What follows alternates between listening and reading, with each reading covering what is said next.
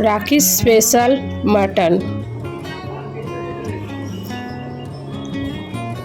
আজকে আমি বানাবো রাখি স্পেশাল মাটন।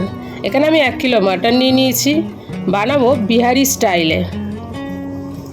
এখানে আমি আদা নিয়ে নিয়েছি, রসুন নিয়েছি, কাঁচা লঙ্কা, এটা আমি পেস্ট করে নেব। এবার মাটনে নিয়েছি পেঁয়াজ কুচি, এখানে 3টে পেঁয়াজ কুচিয়ে নিয়েছি আমি, 2টো বড় টমেটো কুচিয়ে নিয়েছি। বাটা মশলাটা দিয়ে দিলাম যেটা আমি পেস্ট করেছিলাম। এবার দিলাম জিরের গুঁড়ো 1 চামচ, 1 চামচ ধনের গুঁড়ো, হলুদ গুঁড়ো, লঙ্কার গুঁড়ো 1 চামচ, আর দিলাম তেল, সর্ষের তেল। এবার দিলাম নুন। এবার এটাকে আমি ভালো করে মেখে নেব।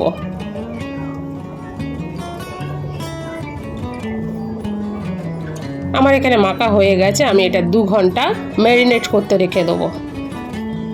তারপরে মশলাটা করব। দিয়েছি কড়ার মধ্যে 2খানা তেজপাতা, গোটা ধনে, গোটা জিরে,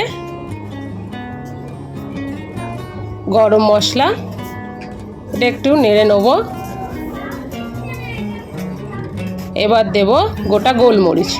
এটা আমি একটা ভাজা মশলা তৈরি করে নেব। হালকা করে একটু টস করে নেবেন। এখানে আমি তেলটা গরম করে নিয়েছি, এবার আমি আলুগুলো ভেজে নেব।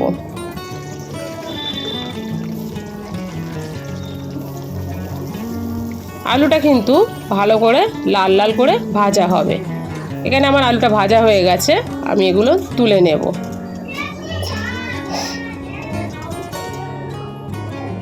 এবার আমি দিয়ে দিলাম পেঁয়াজ কুচি। আমি কিন্তু এখানে কোনো বাটা পেঁয়াজ ব্যবহার করব না, এটা আমি 4টে পেঁয়াজ কুচিয়ে রেখেছিলাম, সেটা আমি একটু ভালো করে ভেজে নেব। দেখুন আমার ভাজাটা লাল লাল হয়ে গেছে।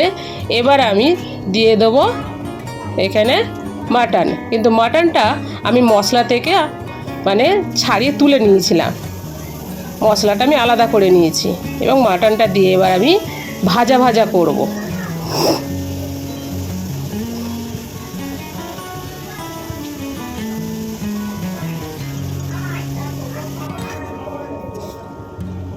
দেখুন আস্তে আস্তে তেল ছাড়ছে আমার মাটন থেকে।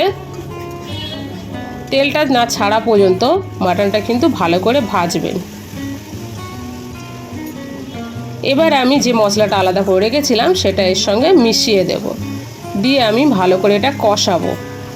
এখানে কিন্তু কোনো ঠান্ডা জলের ব্যবহার করবেন না, এটা ঢাকা দিয়েই কিন্তু কষানোটা হবে। দেখেছেন কি সুন্দর এবার পেঁয়াজ থেকে জল ছেড়েছে।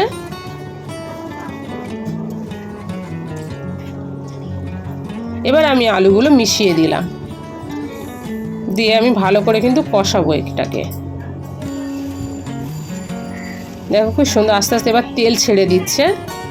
এখানে আমি আরেকটু নুন দিয়ে দিলাম। এখানে কিন্তু কোনো মিষ্টির ব্যবহার হবে না,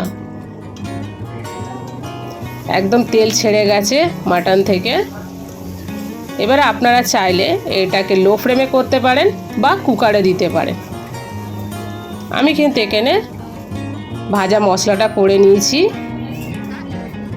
এইবারে আমি এতে ভাজা মশলাটা মিশিয়ে দেবো। আমি কিন্তু কুকারে 2টো স্টিম মেরে নিয়েছিলাম, নিয়ে তারপর আমি কড়াই দিয়ে এখানে ভাজা মশলাটা মিশিয়ে নিয়েছি।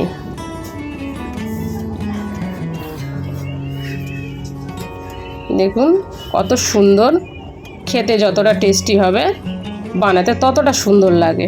আমার রেডি।